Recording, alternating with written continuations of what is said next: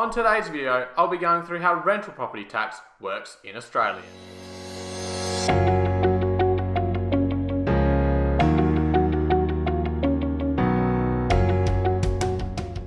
Hi everyone, I'm Ethan Rooshock, and today I'll be talking about rental property tax. So this is something as a follow-up to my previous video on how to make the most out of your rental property and how to get more profit out of it. And today I want to go through a little bit more in depth on how the tax on it works. So in Australia, there's two main ways you'll pay tax on a rental property.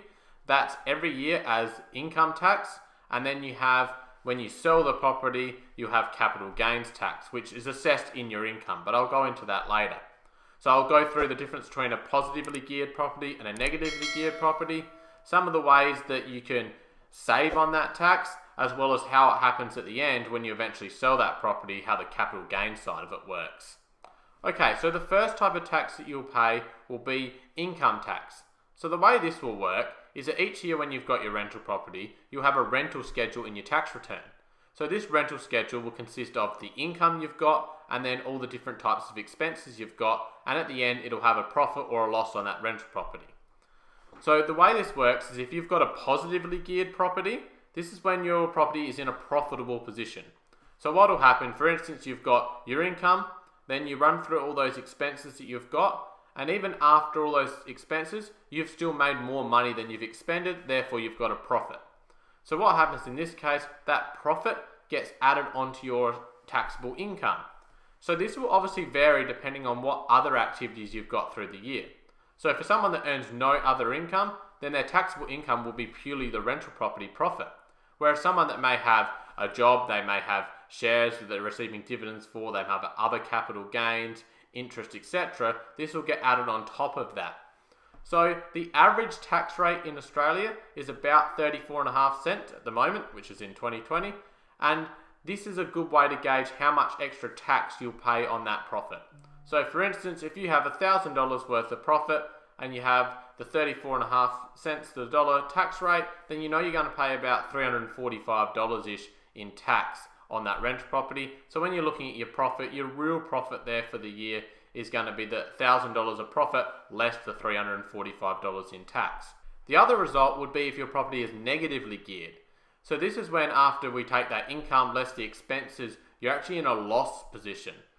So as with if you've got a positively geared property, if you've got a negatively geared property and you've got other income, then this loss will offset against this other income. So this is something that's quite often advertised as, oh, you want a negatively geared property because it will save you on tax. So what would happen here, again, if you've made $1,000 loss, this $1,000 would come off your income, and then depending on what tax rate you're at, that would save you that tax. So again, if we're talking about 34.5%, you're talking about saving $345 of tax. So what you've got to be careful here that you don't want to, like I spoke about in previous videos, save $345 of tax, but you've cost you $1,000. You're still going to be worse off in that situation. Now the advantages to negatively geared properties though, is that some of those expenses may not be physical cash expenses you've paid out. So as I talked about previously, depreciation isn't something that you're paying out physically in cash, but it may be an expense you're entitled to claim. So when you've got this situation, you might have $3,000, $4,000, $5,000 of depreciation for the year that you're therefore claiming this as a tax deduction. So you're saving that tax. So that tax you're saving is a cash saving, whereas the depreciation was a non-cash expense at the time. So this is where negatively geared properties get that advantage. So with a positively or negatively geared property, it doesn't matter. What will happen is that income will be split, or loss will be split based on the ownership of the property. So this is something to consider. If the property is owned 100% in one name, it goes fully to that person. Whereas if it's 50-50 husband and wife, then it'll be split evenly there. Just a quick interruption to this video. If this video is providing you with any value, I'd love for you to leave a like on it. Drop a comment on, have you got a rental property and do you understand how the tax on it works? And as always, if you want to see more content like this, please hit that subscribe button. Thank you, and back to the video. The second type of tax that you'll pay on a rental property is on sale of the property. So this is a capital gains tax. Now, capital gains tax is actually just added onto your income as assessable income, and it's actually paid through the income tax system. So while there is no actual capital gains tax as itself. That's what it's commonly referred to. So the way this will work is that when you purchase your property, you obviously will have the purchase price plus extra costs. And then when you sell the property, you're going to have the sale cost less the fees. So we're going to take sale price less purchase price and see where we're at. So we may end up with a sale price of $1 million, a purchase price of $800,000, and therefore a capital gains of $200,000. What will happen in Australia is if you've held this asset for over 12 months, you get a 50% discount straight away on this. So suddenly that $200,000 gain becomes a $100,000 gain. This then gets added onto your taxable income as previously discussed, and then you'll pay tax at your marginal tax rate. So the advantage to the capital gains is really that 50% discount. So you'd much rather have the $100,000 in capital gains than in assessable income through your rental schedule, because you get that 50% discount if you've held it for over 12 months. Therefore, you're only going to pay tax on half of the profit you make, compared to when you've got profit off your rental in your general rental schedule each year, you're going to pay tax on all of that.